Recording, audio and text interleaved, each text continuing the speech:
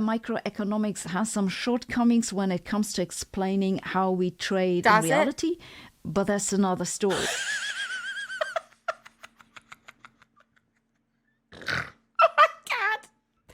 Now, there are some problems, but whoosh, we're not in this video. Not in this video. Absolutely. Not this time. Not this time, kings and queens. No.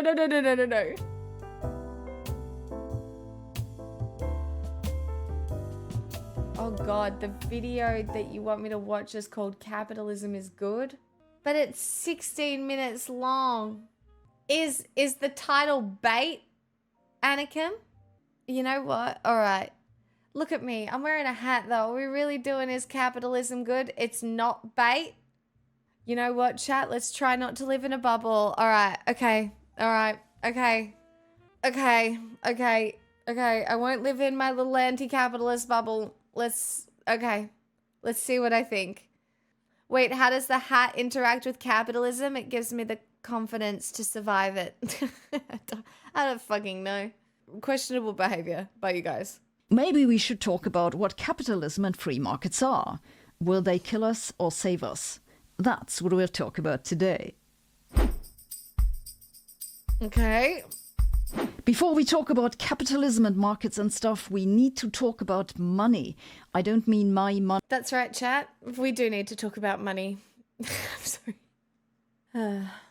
Hooray, we just invented commodity money. All right, but now imagine you don't want to buy an egg, but an entire chicken farm. That would be a lot of gold you'd have to wheel around. So how about we instead, I don't know, print the face of a king onto a piece of gold and say it stands for an entire cart of gold? Come to think of it, why bother with gold? Let's just print it on a piece of paper. The paper itself doesn't have much of a value, but if we all... You know what? This is a pretty good explain like I'm five way of explaining currency. Like it's pretty smart. Like it's accessible. It's accessible. Agree on what it stands for, we can use it for trade. Hooray, we just invented token money. But the problem is, if a lot of vendors just refuse to accept the money, it stops working. So in reality, token money is backed up by a king or a government. Can we be talking about how so many vendors at the moment are refusing cash? They're like literally card only. Like there are a lot of places in Australia who are like card only, sorry.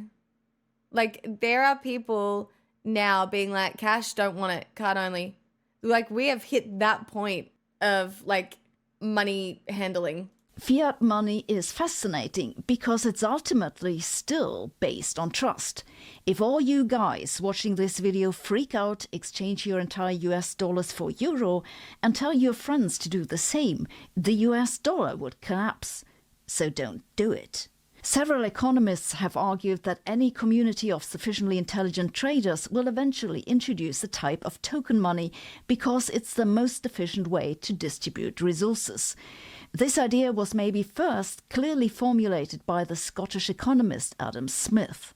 All right, so we have money, but our busy traders... Sorry, I was just... Chat, when I tell you I literally just disassociated into Hamilton lyrics, would you believe me? You probably would. Anyway, a financial system is a work of genius. Anyway, not the point, but I literally did. Don't ask. I know. I was thinking about financial systems, okay? And then my brain went to Hamilton lyrics, okay? Still have a problem. Suppose you have a lot of apples and not sufficiently many people to buy them. Your amazing apples rot away. What a shame. You would like to... That's my content at the moment, chat. It's rotten apples rotting away. Me, rotting away. Running away. I'm a rotten apple. It's fine. The capitalist is a person or institution who provides capital to those who want to launch a new business. Someone who's able and willing to take the risk that this capital will never have a return on investment. Today, we grow up with money and banks and all that, and we tend to take them for granted. And while money lending and a basic notion of financial debt date back thousands of years, capitalism and all the elaborate financial instruments that come with it is a surprisingly recent innovation. It didn't really take off until the Industrial Revolution 150 years ago, and it's dramatically changed the world. It has indeed. Scientists tend to... The rich seem to be getting richer and the poor seem to be getting poorer. But let's see where this is going. I wonder where that capitalists got their money from. I believe it was slavery in a lot of cases. Colonialism, slavery, and the exploitation of poorer countries. But I mean, who am I to say such things? I actually, no, I take it back. I take it back. My proper answer, no. My proper answer is actually they just worked harder. Silly. They were just they were the early innovators and they worked harder. That's what it is. You forgot war profiteering? I did. Oh my God, I'm the worst leftist. Associate the stunning societal progress we've seen since then to science and technology. But I think that's having it backwards. The driver of all this progress was the capitalist system that allowed an efficient allocation of resources. By resources, I don't...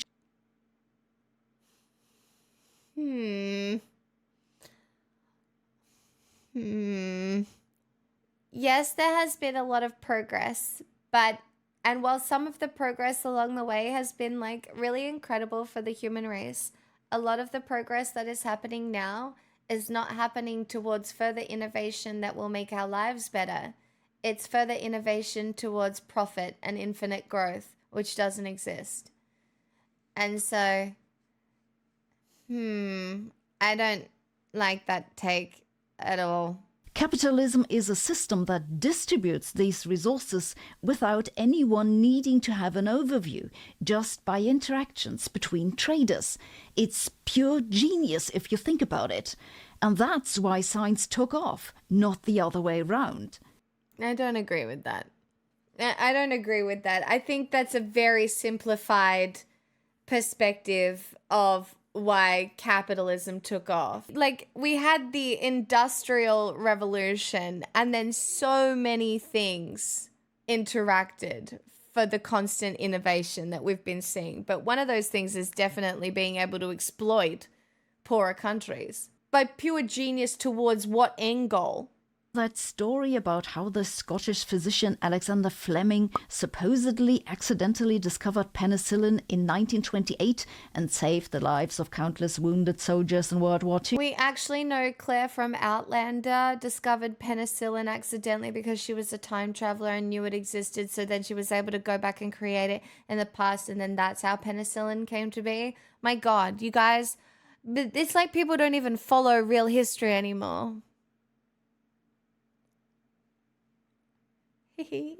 Sorry. Let me have my fun today, chat. Yeah, well, that isn't really what happened. First of all, scientists... Oh my God, she agrees with me.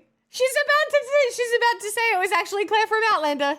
Fleming's contribution was that he realized the fungus was shedding a particular substance which he called penicillin.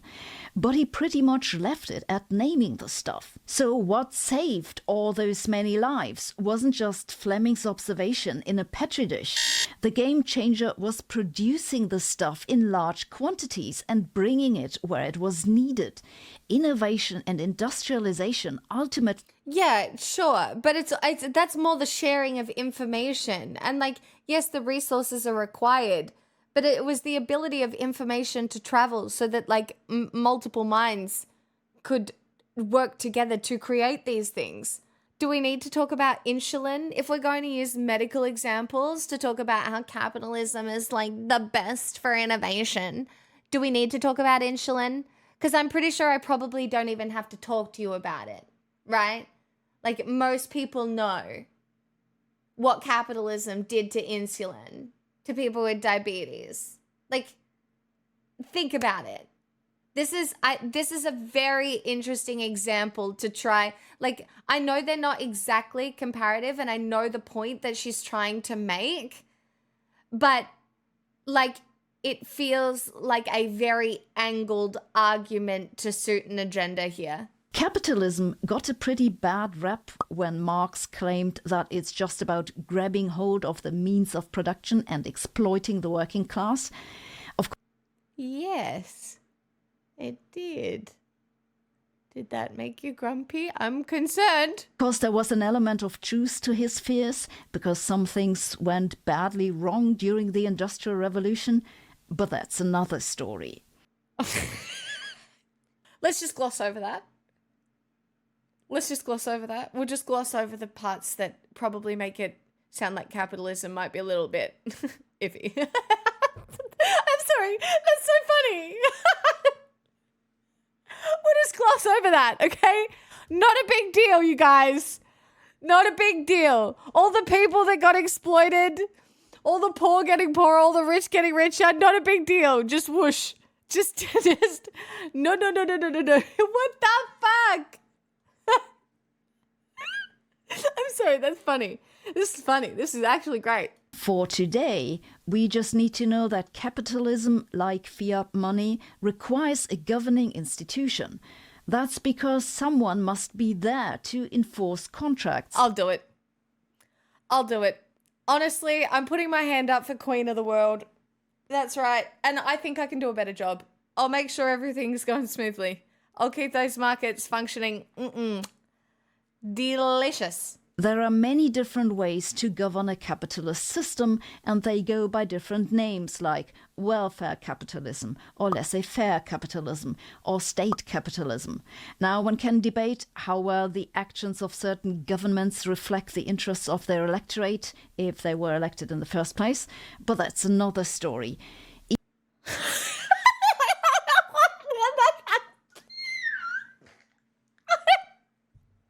We're just gonna gloss over that bit too, okay? We're just gonna gloss over democracy. We're just gonna gloss over that as well. What? That's wild. This is wild. That's wild.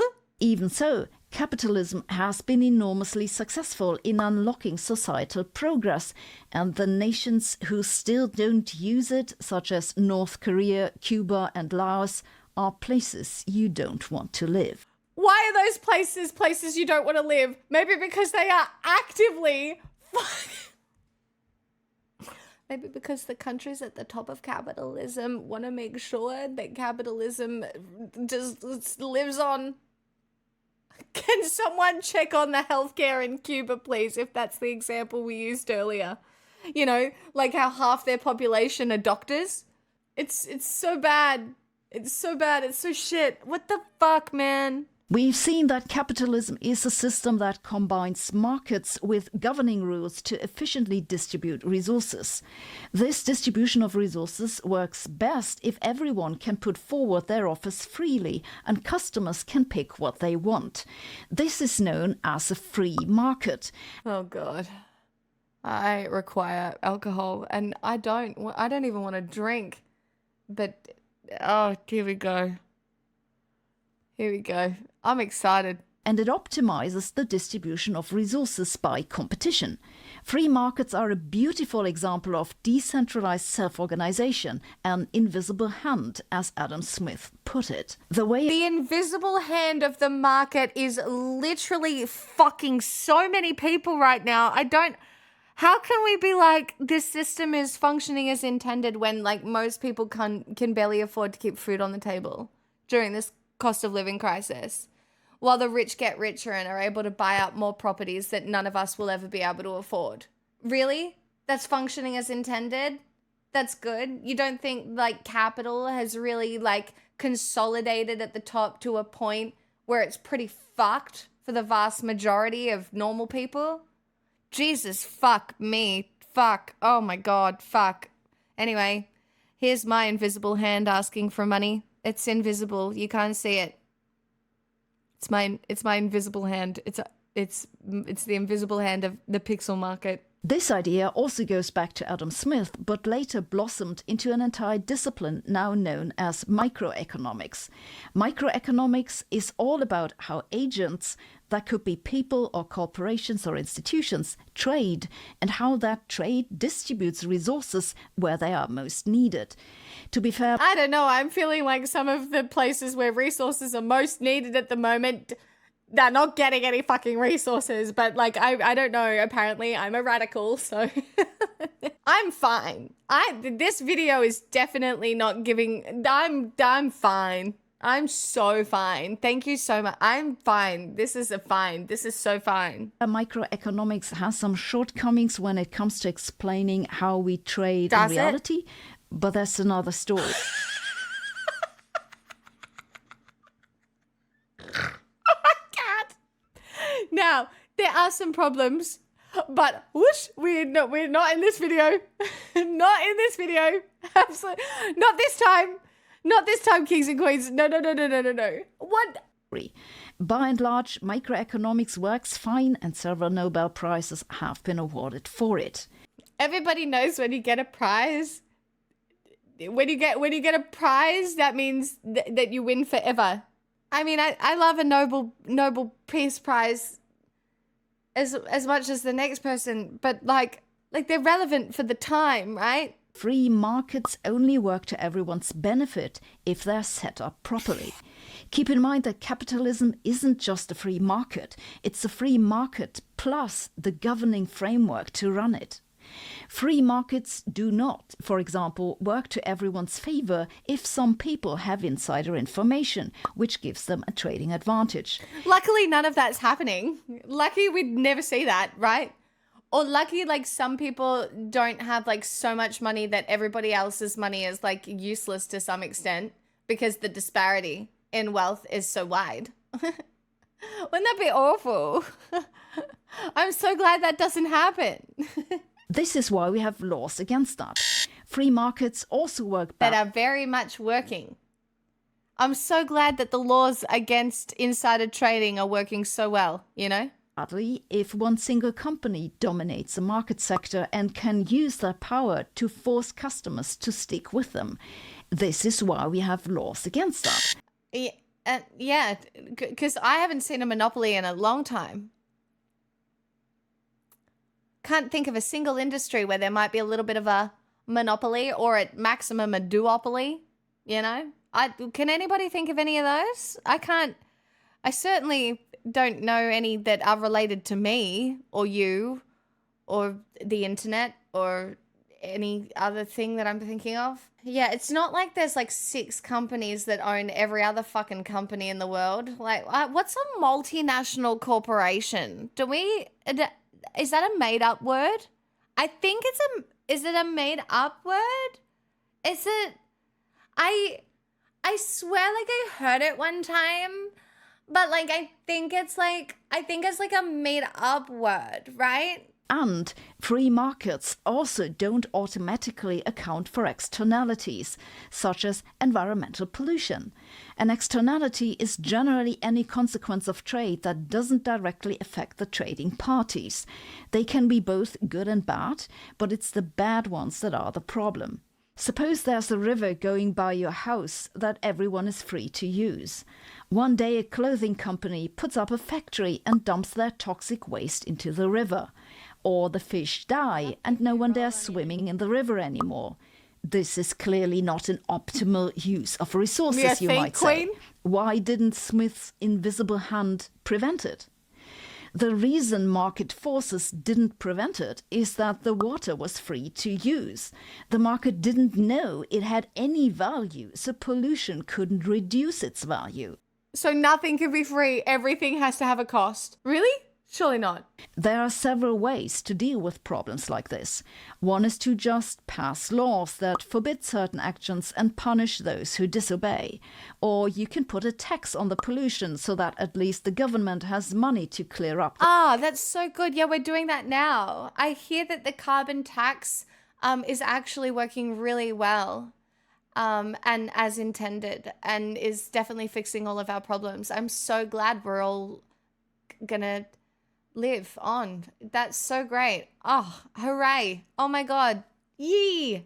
Oh, that's so great. or you can put a price on using the water. There are pros and cons to all of those, but that's a different story. I can't. You guys, I can't. It's how many?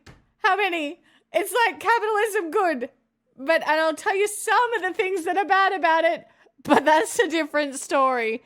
So I won't actually tell you. Oh my God. Wow, this is wild. This is so wild. How many views does this? It has 182k views and it came out 17 hours ago. Oh, we're so fucked. Chat, we're going to be like, we're pariahs. Like, we are actually, like, I don't know how I'm a radical. I do not know how my takes are seen as radical takes. But, like, this is what people are getting. This is the information people are getting. I'm so unwell. The story for today is that we have known that externalities can lead to market failures since the middle of the last century. Carbon dioxide emissions are such an externality. For the market to optimize the use of fossil fuel resources, we should have put a price on releasing carbon dioxide into the atmosphere. So yes, our current capitalist systems do have a problem with environmental protection, but the reason isn't that there's something wrong with capitalism per se.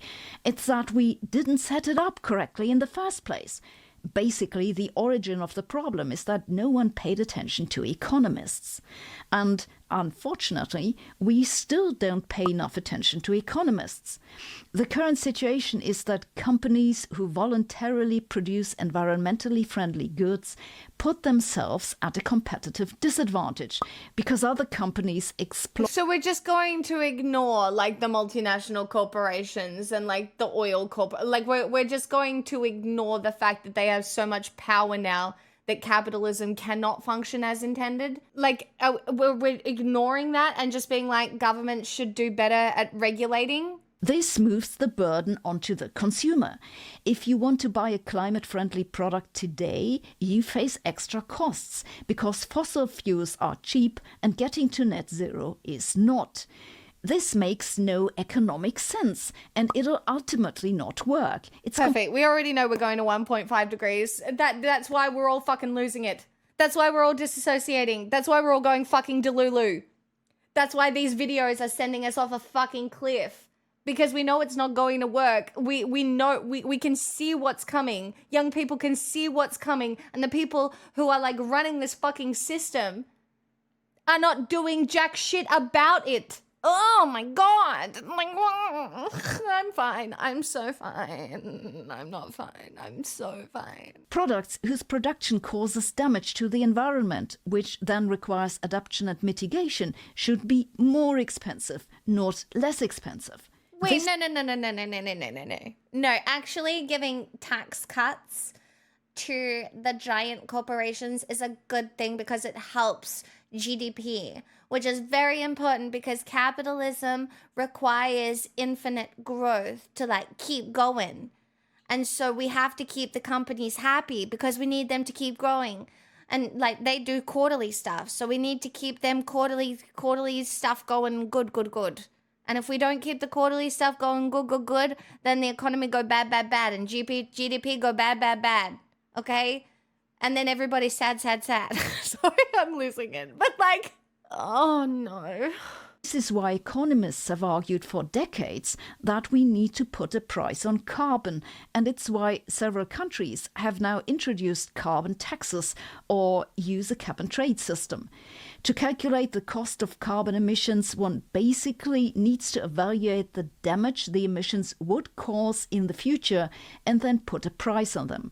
It's called the social cost of carbon. There's a long debate about just exactly how to calculate this, but that's another story.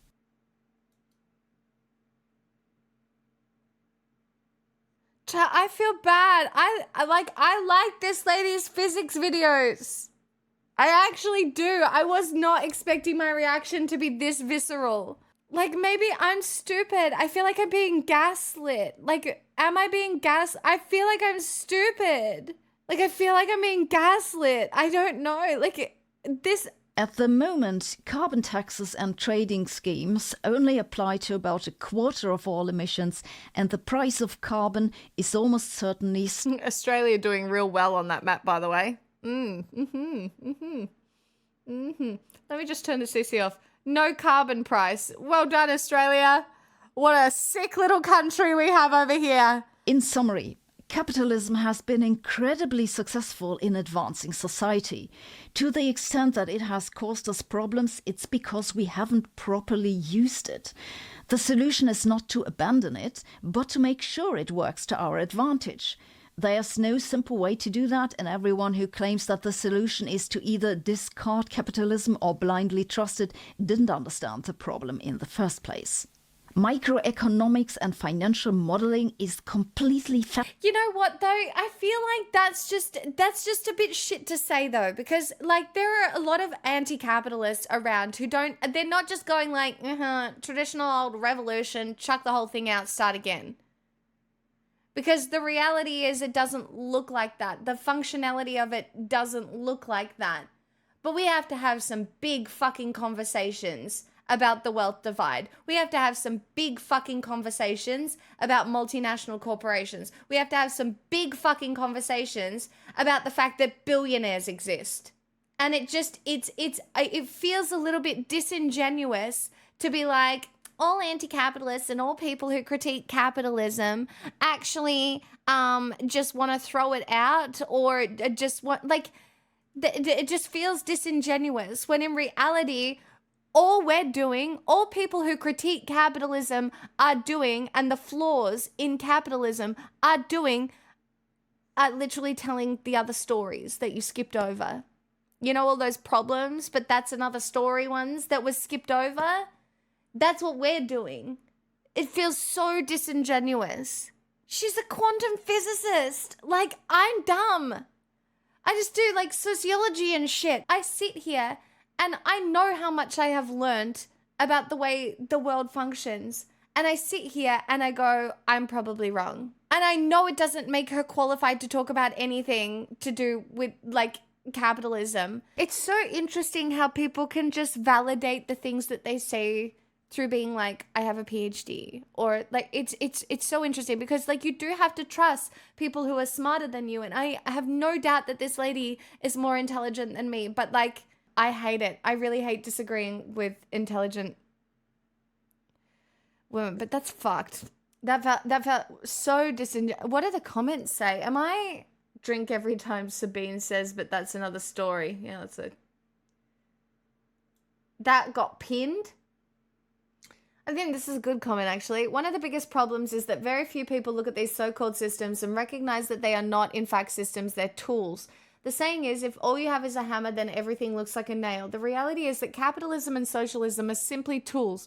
Tools which both have and serve useful functions and accomplish particular goals. You can't get by with just a hammer or a screwdriver, and there is no reason to suppose that you can solve every social and economic issue with just one tool. It's a good comment. Important part that is missing from this point of view, one of the other stories, is the corporate lobbying of governments. We cannot talk about setting rules that will benefit majority if a minority can just buy access to politicians. Without that, we can single out kids in headlines for not getting it, but we can do as little as them about the issue. Exactly, Fromac. This is the point that I'm trying to make. The wealth divide is so big now that there are a group of people that have too much power, and that is not me being a conspiracy theorist, all right? There are just very rich people who can lobby governments, who can control policy because the wealth divide is too big. Is this bait? I feel like she posted this as bait. I feel like she knew this would piss off young people, and it's bait. This feels like bait. Did we get baited? I feel like we got baited. Feels like bait. Anyway, housing is a pretty cool human right. And maybe if like property developers couldn't like buy up all of the houses to use as like capital, while some of us can't even like afford to rent, it would be kind of cool if like people had like somewhere to live and stuff. But I mean, that's just me being a radical. I think there's a bit of a charitable that you could do here. The best interpretation I can make is she is arguing that in the long term capitalism is better, while leftists argue going left is better no matter what. That's not what leftists argue. That's not what leftists argue. Capitalism needs to be fundamentally overhauled. Like, obviously we need some sort of system in which to do trade on a global scale, right? Money is involved, trading is involved. It's extremely complex. And I think most leftists understand that. What most leftists are fighting for is a flattening of the structures that exist, so that billionaires don't exist and poor people aren't being vilified for not being housed or not being able to afford food, or like looking at paper pushing jobs and having society be like, that's a meaningful job for you there, off you go, and then wondering why they're all fucking depressed. We're looking for a little bit less alienation from labor. We're looking for more sustainable growth for our planet that has finite resources. We're looking for innovation that isn't motivated towards profit. We're looking for innovation motivated towards the good of humanity and the good of the environment and the prolonged, like, peace on planet Earth. But, like, I don't know, guys. I'm just a radical. So, anyway, for more spicy takes like these, stick around. Are you new here? Say hi.